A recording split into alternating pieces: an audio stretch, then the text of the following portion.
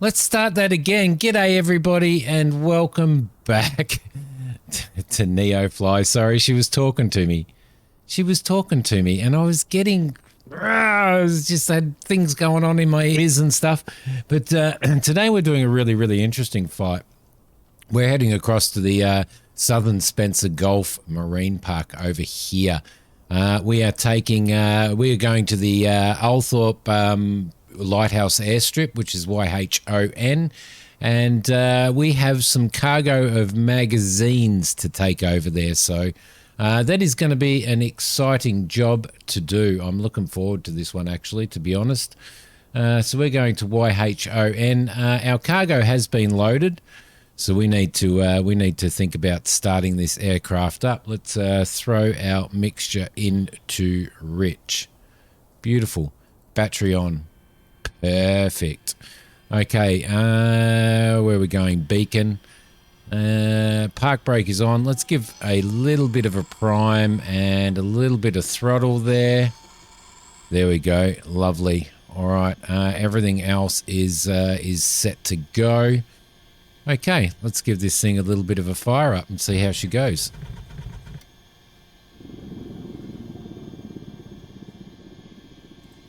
Alternator on, semi. Alternator on.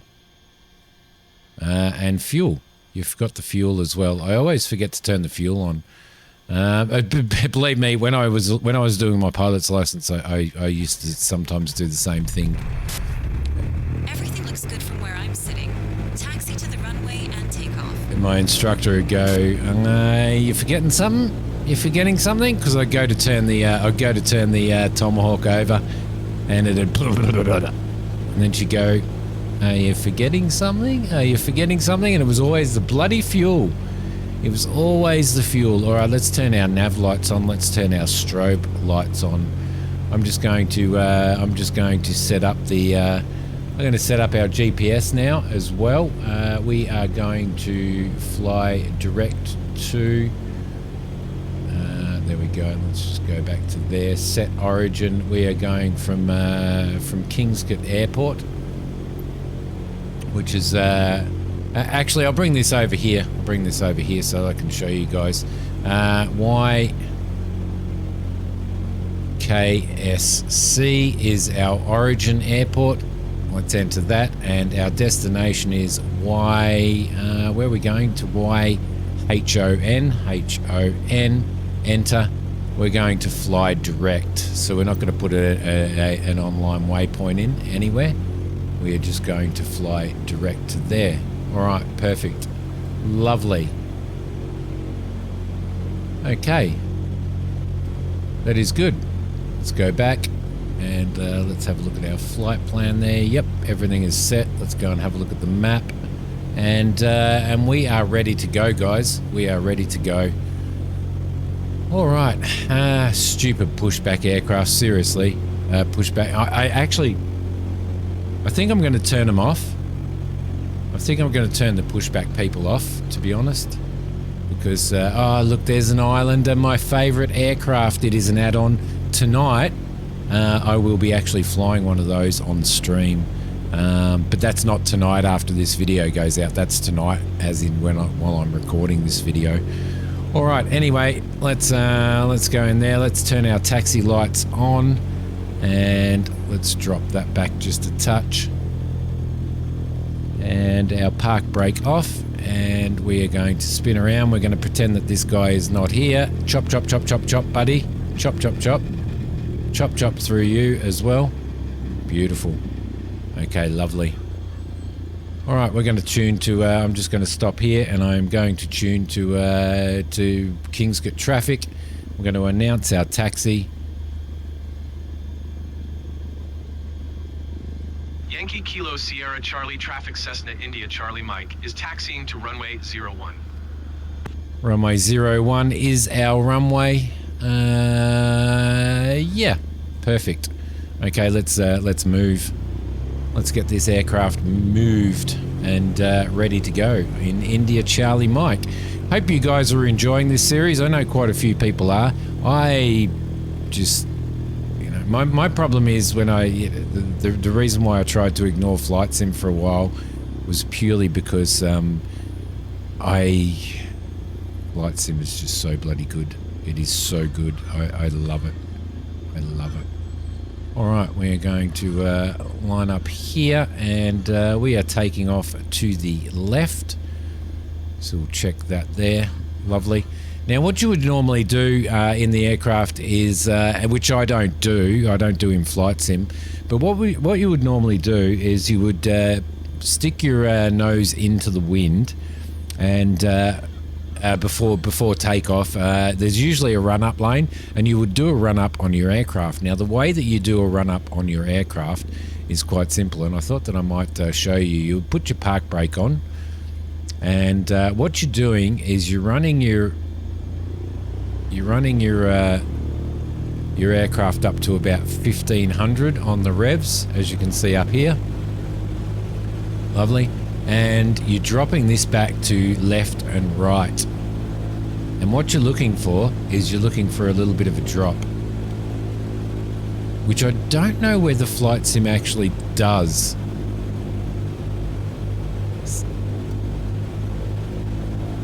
And you can hear that it kind of does. You can kind of hear that. So now we'll test the right magnet. We've got a little bit of a change there and a little bit of a drop, but let's go back up to both. And we've got a rise in our speed there, in our RPMs as well. All right, perfect, lovely. I don't think we're going to need any flaps today for takeoff. But we are sort of trimmed. We are departing to the, I would call it west. It's more west than it is north. So I'm just going to announce our takeoff now. Yankee Kilo Sierra Charlie traffic Cessna India Charlie Mike taking off runway 01 west departure. Okay, perfect. Everybody knows what our intentions are.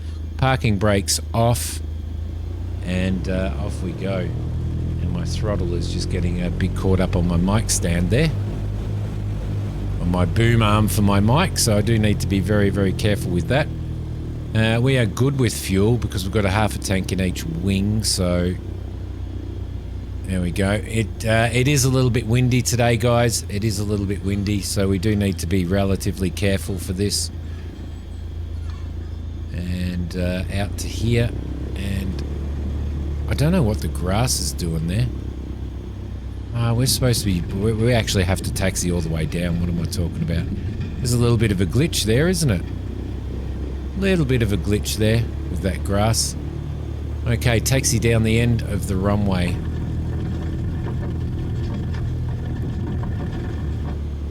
Beautiful. Alright, you can see that we do have quite a bit of wind coming in, so it's going to be a pretty rough flight, guys. It will be a pretty rough flight today, but everything should be okay. Everything should be okay. Okay, that is on standby. We are ready to ident and stuff like that when we get our code. Once we get up, we're going to contact Melbourne Centre, I would say. Altimeter is set for the current pressure. Everything is spot on. With this much wind, we're definitely not going to need any flaps on takeoff. The aircraft is going to be pushing. It's really going to be pushing itself into the wind anyway, so it's okay. It's okay. All right, lovely. Here we go. Definitely, she's definitely trying to throw itself around a little bit and weathercock at the moment. The aircraft is trying to point its nose in the direction of the wind, so let's spin that around. There we go. And around we go. Perfect. All right, we are ready. Everything is ready to go. Everything is there. Mixture is rich. Perfect. And off we go. All right, here we go. As I said, it's probably going to be a bit of a rough flight, but we'll be okay. We'll be okay. Just a quick little change of the lights. Landing lights on, taxi lights off, and a little bit of Little bit of oomph there. All right, we are ready to go. Yep, she's definitely trying to blow herself around. So we should be able to take off quite easily now. We're gonna get hit by quite a bit of wind there. Okay, pilot, steady away. See you again soon. No worries, mate. All right, so we're going to climb out, and at probably about 500 feet, we're going to do a left turn. Actually, we could probably do it. Sooner than 500 feet, to be honest, with this wind and stuff. So I do want to be a fair way above the ground before I actually start turning the aircraft. I was taking off one day in the Tomahawk. This is in real life, and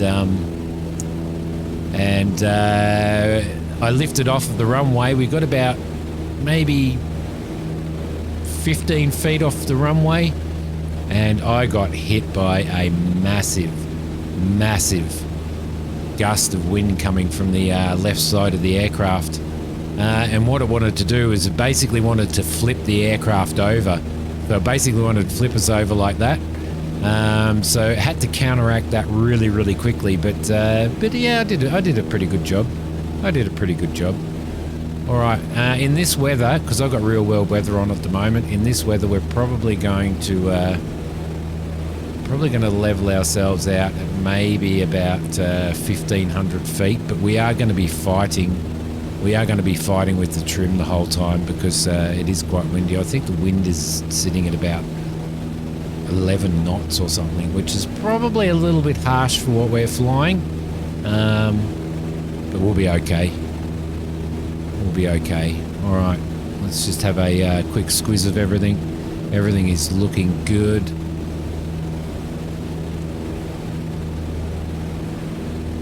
Just going to move into our trajectory, and we're probably hitting our GPS line right here. And we need to bring down our... oh, come on. Yeah, she definitely wants to play up. She definitely wants to play up in this wind. All right, there we go. A little bit more throttle. I think I'm going to be fighting this the entire way, but that's part of the fun of flying an aircraft manually, to be honest. All right, let's tune to Melbourne Centre now that we've stabilised ourselves. Request a flight following. There we go. That should be okay. Hope you guys are really enjoying this series. I'm loving it. I love NeoFly. It is such a magnificent thing. So, if you do have NeoFly, despite the fact that it is free, I seriously support the developer. Give a donation to the page. And to the developer, because he's doing an absolutely magnificent job of this, like an absolutely incredible job.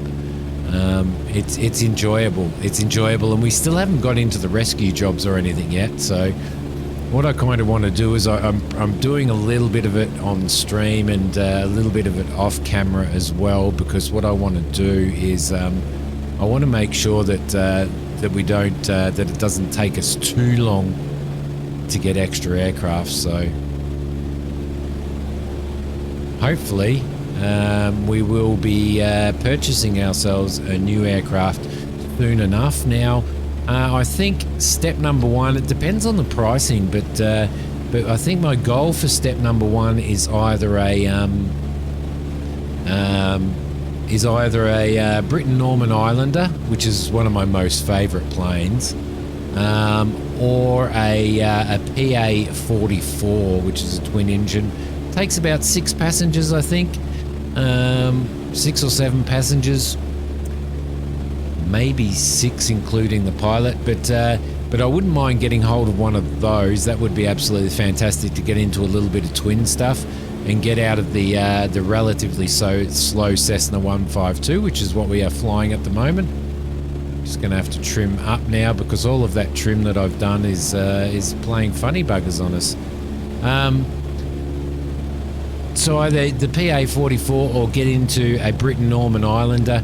What I eventually want to do is I eventually want to be running passenger runs using the Embraer 110 or the Embraer 110P.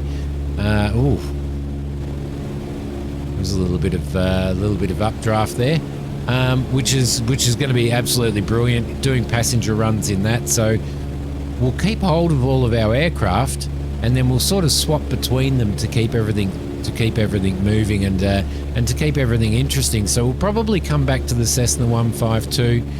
We may end up selling the 152 and getting ourselves a 172, which gives us sort of a little bit more range and a little bit more cargo capacity, as well as passenger capacity, because at the moment we can only take one passenger. So we'll probably end up working towards doing that as well.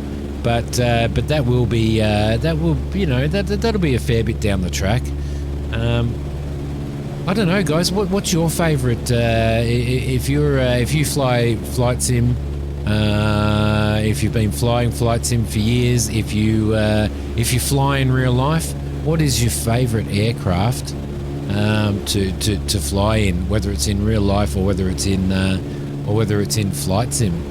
It'd be interesting to know. It would be very, very interesting to know what you guys do. So when I record flight sim,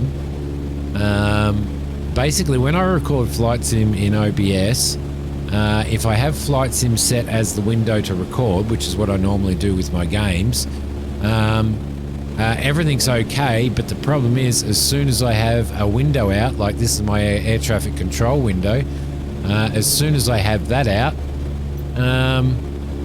then OBS will only record that window. It won't actually record the game window, believe it or not. So I have to do a capture my monitor that my aircraft is on, so the monitor that you can see the panel on, because otherwise it will just show the air traffic control window, which is a little bit crazy. So and because of that, because I'm not actually recording the game window itself, and I'm recording the desktop, then you see those desktop pop-ups and stuff. So I do apologize about that. Hey guys, I'm back. I was just having a bit of a think. For those of you like one of our viewers on the channel, Mac, has just got into Flight Simulator, and he's just started flying. I just wanted to talk about trimming the aircraft. Trimming the aircraft it's something that when you're flying, and it's like this in real life as well. When you're flying, you are constantly readjusting the trim on the aircraft. It's not something that you can, or it's on a very, very, very rare occasion that you can actually trim an aircraft and leave the trim like that and fly straight and level. You're always making minor adjustments and stuff to the trim of the aircraft, because you're constantly getting different types of wind drafts, different types of updrafts, downdrafts, different pockets of air temperatures and stuff that want to kind of raise the aircraft or lower the aircraft and stuff like that. You can usually get your trim relatively good and sort of maintain a relative altitude, but you are constantly making adjustments to that. So if you're flying, say you're learning to fly the Cessna 152 and you're flying around and you feel like you're fighting with your trim, then you do tend to sort of fight with your trim, in the sense of you are continually making slight adjustments as you go to try and maintain the one altitude.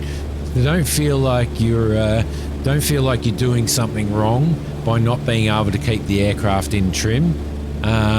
You are doing everything right. It's just the different air temperatures outside the aircraft, the different types of drag, the different wind and stuff.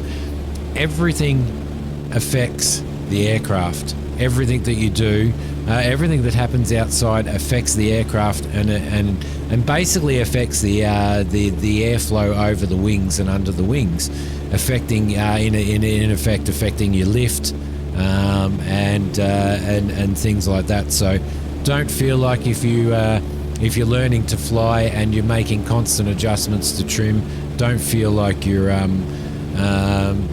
doing something wrong. Now I will say it is easier to trim an aircraft when you're flying in real life, when you're flying a real aircraft in real life, than it is to trim an aircraft in Flight Simulator.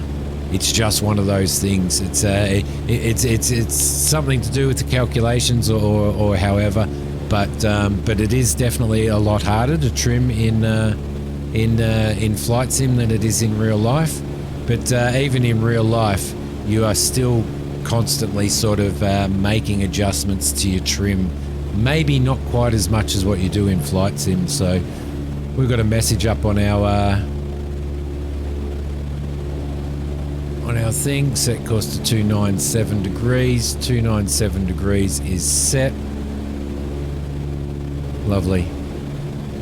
So yeah, I just thought that I would have a little bit of a chat about that.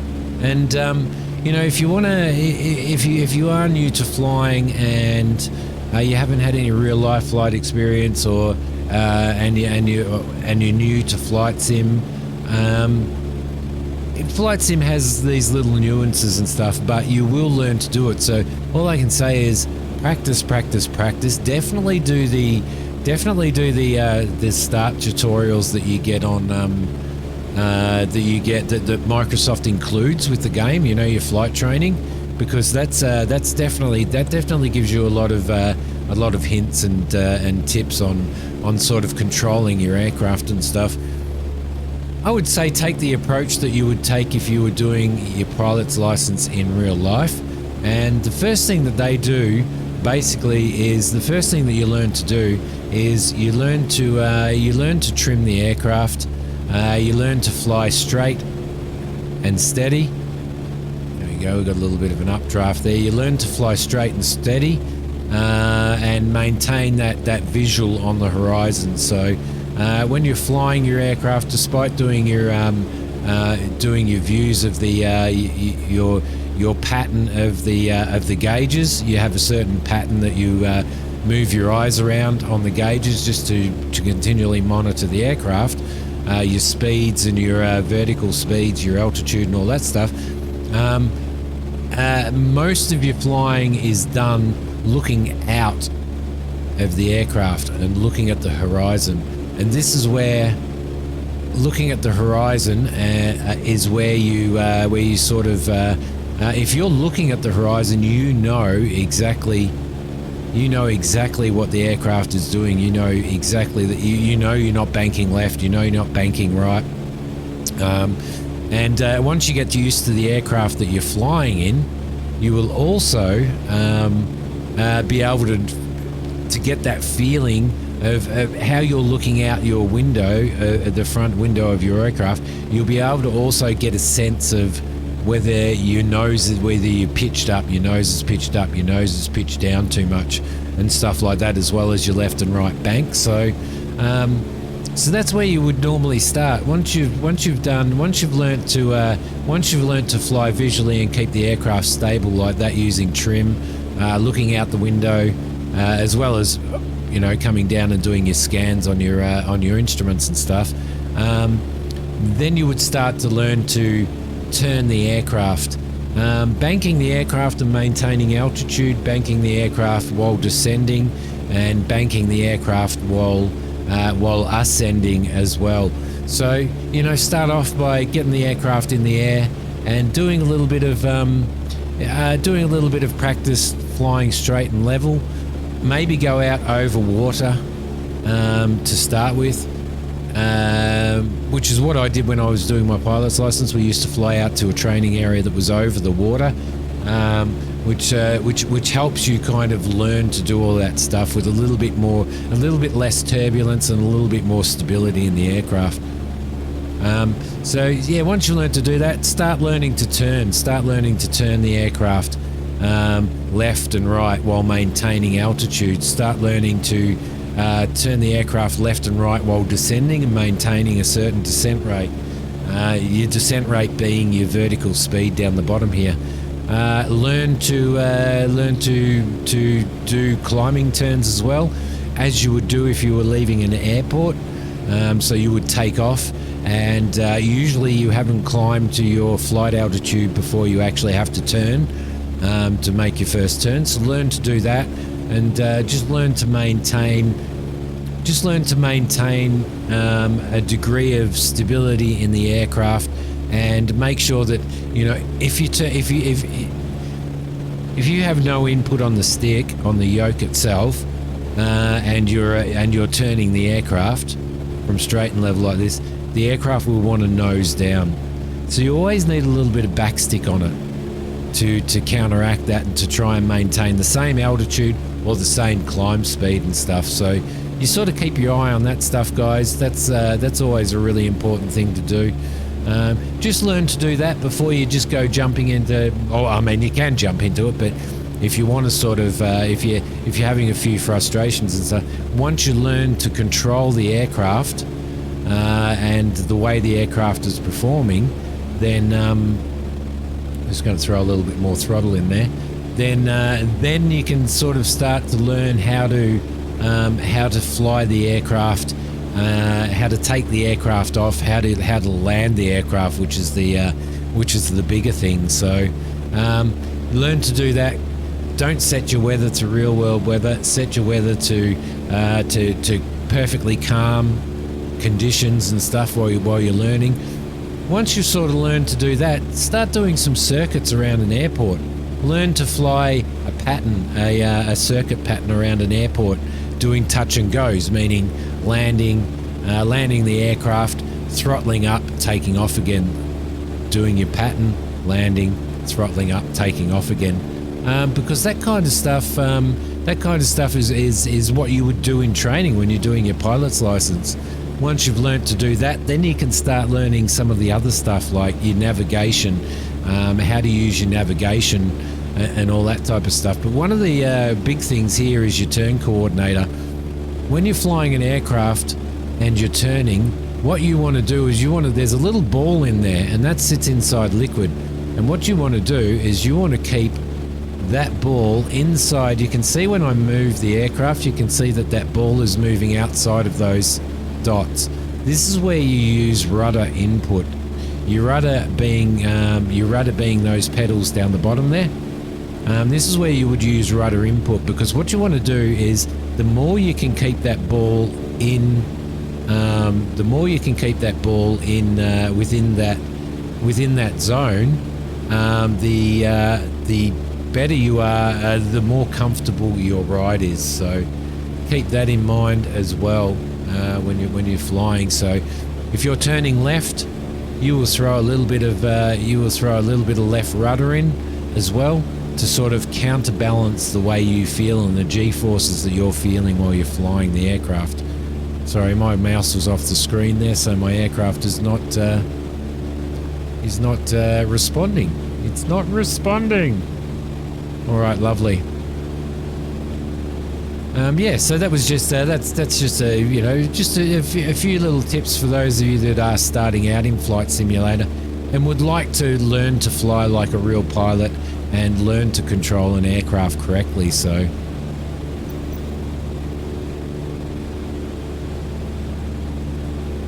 okay, so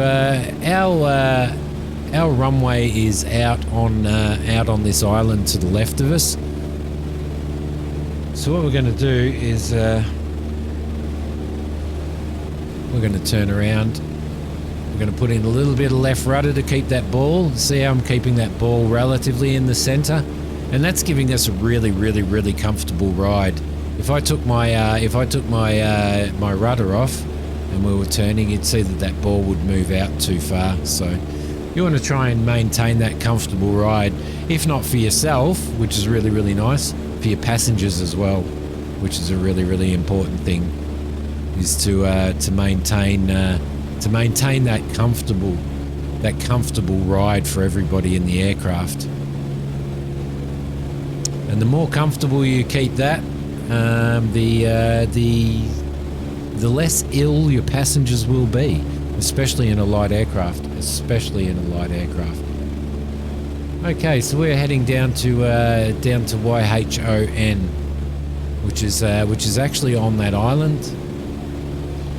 I have never been out here before. I do not have any charts or anything. Looks like there might be a little bit of cloud over the back there sitting on the ocean, so we're probably arriving at about the right time. I do apologize if this is going to be quite a long video.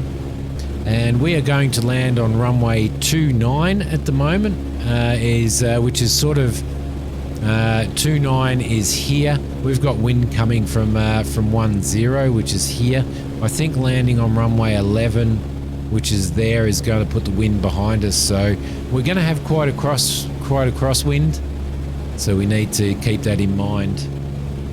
Okie dokie. So we're going to select that, and we are going to announce a full stop landing there.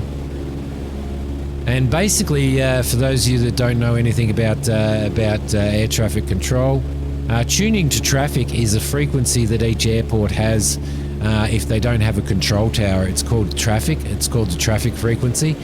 When you're coming into an airport, you need to talk on that traffic frequency, and any other aircraft that are flying around that airport or doing circuits or anything like that, they maintain that frequency as well, so that they can tell exactly what people are and aren't doing, aircraft wise around the area. So you would talk on that frequency, and it's that frequency that will let everybody know exactly what you are doing. So that is your traffic frequency, in case you're wondering what tuning to traffic is. So we're going to announce our position, let anybody who might be at that airport, which I doubt anybody will be, but we'll let them know where we are and what our intentions are now. Yankee Hotel Oscar November, traffic Cessna India Charlie Mike 8 miles southeast, 1,900 feet inbound to land runway 29er. There we go. Perfect. So everybody knows now that we are coming into the airport, and that our intention is to do a full stop landing at the airport when we arrive. So if there's somebody there doing circuits, or there's another aircraft right within the vicinity coming into this runway, they would be aware that we are here as well. And if they're using traffic, which they should be, obviously, we would be aware that they are here also. So keep that in mind. Once we start getting a little bit closer, then we will start. We'll overfly the runway at about 1,500 feet, and so that we can get an idea of the runway. Because it's sort of a little bit of a remote airstrip, you would overfly, and you would be looking out your window. You'd be looking at the runway to make sure that there's nothing that the runway is not completely covered in water, that there's no animals on the runway, that there's no, the ground hasn't sunk somewhere and there's a massive pothole, that there's nobody that's parked their car on there, that there's nobody down on the runway that have set up tents to camp for the night. Do you know what I mean? So you'd always fly over, do a fly over the airport, and check out the runway before you actually do your landing. We're actually hitting some pretty full-on turbulence now that we're getting a little bit lower. So that's what you would that would be your procedure. You would normally overfly the airport. Each airport has a plate and a specific procedure. You would normally either fly directly over the center of the runway at 1,000 feet or 1,500 feet. So because this is a bit of a raised runway, as you can see, I'm pretty sure it's on the top of this island here. We would probably fly over here at 1,500 feet. So that's what we are going to do. You check it out, make sure that nothing is happening, and once you fly over, then you would turn into your downwind leg. So your downwind leg, meaning that you're flying with the wind behind you, and you're flying parallel to the runway with the wind behind you in the opposite direction to what you were going to land. Once you have done your downwind leg, you will turn into what we would call a base leg. where you have the airport. Say we're doing a right circuit. We've got the runway to our right there. We are on our downwind leg. Once the runway, usually in an aircraft like this, once the runway gets out in the back quarter panel, then you would turn base leg and basically fly horizontal to the runway itself and to the runway threshold before you turn final and go in for a land. So I hope I'm not rambling. I know that there's a lot of people that are watching this that are experienced pilots and that fly a lot, and all of that stuff that I'm talking about is very, very basic stuff. But I thought, well, you know, because I have people on the channel who are just learning to fly, I thought I would share a little bit of that knowledge with you guys. So as we go through some of these flights, and maybe, I don't know, maybe it'll make it a little bit more interesting. I'm just going to trim the aircraft up. Now our runway is at 190, which is basically sorry, 110. No, what were we landing on? 290, which basically runs that way. Now that's the runway there, I'm guessing. So what we're going to do is we're actually going to do a flyover, and we're going to, as I said, do a flyover, check the runway, make sure that everything is okay. Doesn't sound like there's any other traffic. I can't see any other traffic in the sky. So we'll do our flyover, and then we will come around to land. Okay, so that's our dirt strip down there, as you can see. I think, is it dirt or is it just is it grass? Might be grass. So we're coming in. It looks like we've got some bushes and trees down near the threshold of the runway, but the rest of the runway looks relatively clear. So it's going to be an interesting landing. Now it's also going to be an interesting landing purely for the fact that we are landing on a super crosswind. So it's going to be uncomfortable. Crosswind landings are definitely ooh, sorry, I just hit the mic, guys. Are definitely very uncomfortable landings, but we'll be all right. Okay, beautiful. There's a few buildings down there. We're getting, as you can see, we're getting a little bit of turbulence coming over here now, purely due to the fact that we are going over land. There's some heat coming off those buildings. So what I'm going to do is I'm going to just going to bring the throttle down a little bit, and I'm going to keep the nose up. Actually, I'm going to bring a stage of flaps in now just to stabilize the aircraft in this wind. So that'll sort of help us to float. We were losing a little bit too much altitude for my liking. Just have a look out the back there. All right, lovely. So what we can do now is we will now turn, and what we're going to do now is we're going to turn into our downwind leg. So while we're turning into our downwind leg, I'm going to let traffic know that we are turning into our downwind leg. Oscar November, traffic Cessna India Charlie Mike is on downwind runway 29er. A little bit more throttle. Oh, yep, she's definitely bouncing around now. The other thing that I am going to do is I'm going to bring the mixture into rich for landing. Bring the nose back up. Sorry, guys, just trimming while I'm doing it. Unfortunately, I use we're not running downwind yet. Unfortunately, I fly with my I use my right hand for the joystick, and I also use my right hand to look around the cockpit. So that's a little bit of a problem. So as you can see, there is our runway there, and we are going to fly out a little bit. We probably need to turn a little bit more. A little bit of right rudder. Sort of keep our eye on that. We're about we could probably be a little bit higher. And this is the unfortunate thing about not having charts for the airport. because you can't. You can kind of look in flight sim, but all right. So what we're going to do now is we're going to turn to our base leg, and I'm going to call base. Yankee Hotel Oscar November traffic Cessna India Charlie Mike is on base runway 29er. We're going to turn base, and then we're going to turn final. I'm going to keep a little bit of height, so I'm going to keep the nose up a bit. And you can see that bubble running around as we, like moving around a lot as we run into a whole pile of turbulence as well. I'm going to bring another stage of flaps down.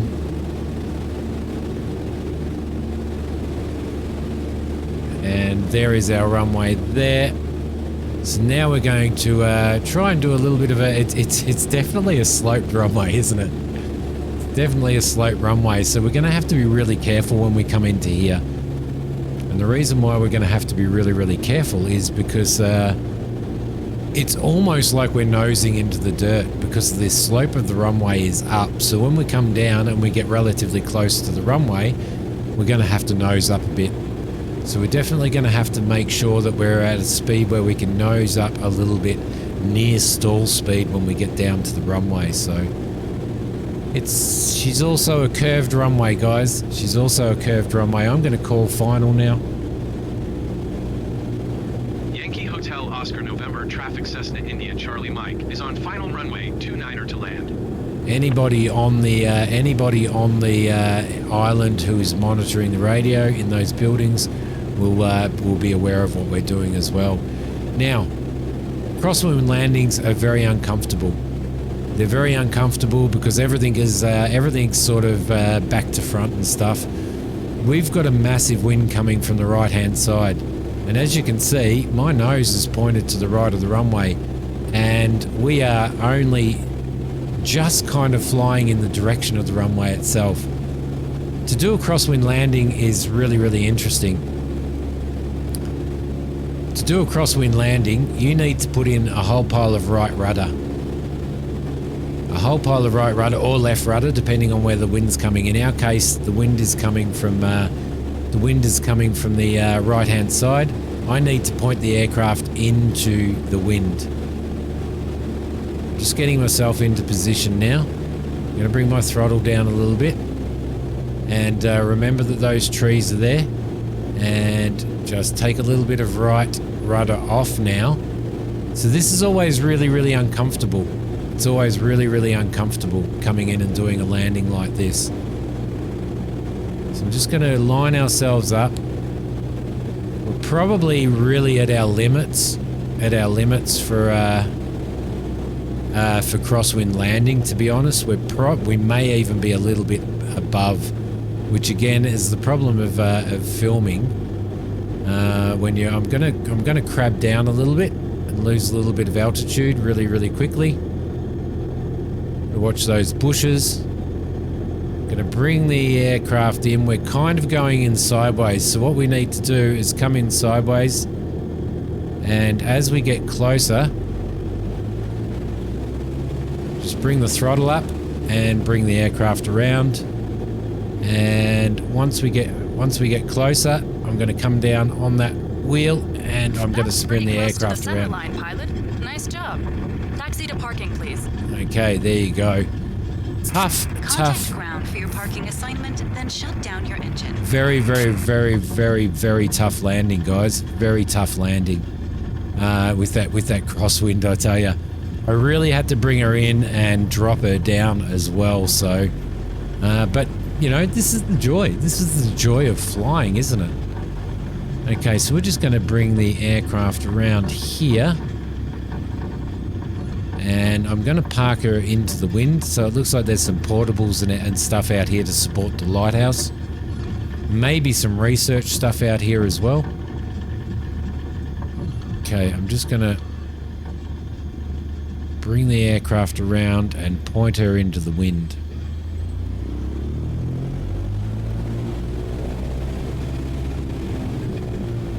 Which is probably about there. All right, beautiful. That was a really, really, really tough landing.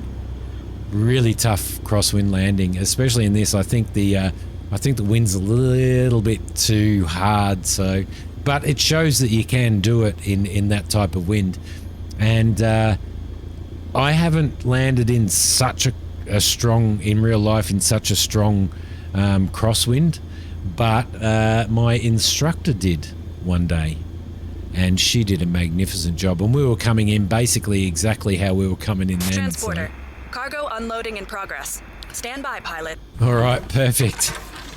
But we were pretty well on the center line there. And so basically a lot of right rudder and a lot of left stick to counterbalance the right rudder so the aircraft doesn't want to flip over to the right. And then when you get over the runway, as soon as you're about to touch down on the runway, you need to take all of that right rudder off and put a whole pile of left rudder in to bring the nose around, so that when you land relatively straight. Because it's an upward sloping. Transporter. Another cargo mission completed. Thank you Thanks. very much. See you soon. Perfect. Because it's let's turn our landing lights off, our strobe You're lights, clear to start your our engine. beacon, and our nav. We will turn our alternator off. Flaps we will bring up. Yeah, and because we were flying into a runway that had an upward, quite a considerable upward slope, then we basically came relatively close to nosing into the ground there. So a very, very difficult airport to land on, but I really hope that you guys have enjoyed that, and that you enjoyed the experience. My nerves were feeling a bit funny there every now and again, but that is it for this flight, guys. We have made ourselves a little bit more money. We are now sitting on $16,866. Be nice if we could get over here to Coffin Bay, maybe. Job over to Coffin Bay. Job up to Cal. Yeah, be nice to fly around here. But thank you very much for watching, guys. Not sure exactly what's available for our next flight, but I will see you guys in the next episode of NeoFly. Thanks for watching. Bye.